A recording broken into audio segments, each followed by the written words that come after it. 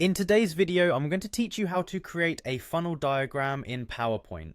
Whether you're preparing a presentation for a business meeting, a marketing analysis, or an educational session, being able to effectively use PowerPoint's features will greatly enhance your presentation's impact. So let's dive right in. First, you'll want to open PowerPoint on your computer.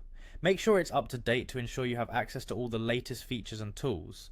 Once PowerPoint is open, navigate to the presentation that you're working on. This could be a new presentation or an existing one where you want to add a funnel diagram.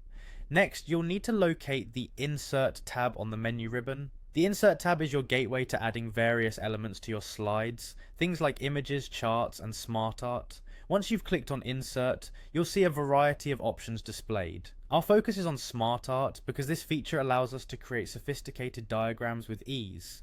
Now click on the Smart Art button and a window will pop up showing a wide range of graphical options. Smart Art is PowerPoint's powerful tool that transforms text and ideas into a visual format. Within the Smart Art dialog box, you'll see several categories on the left side like List, Process, Cycle, and more. What we're interested in today is the Pyramid category, so go ahead and click on that.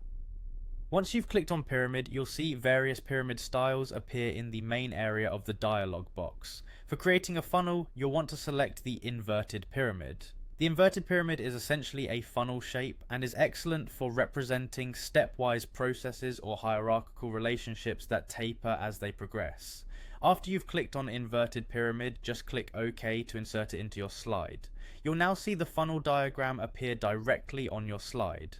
At this point, you can customize the funnel to fit the content of your presentation. You can change the color scheme, edit the text, resize the diagram, and reposition it anywhere on the slide to suit your needs. Simply click on the elements you wish to modify and access the formatting tools from the Format tab on the ribbon. And there you have it, the process for creating a funnel diagram in PowerPoint.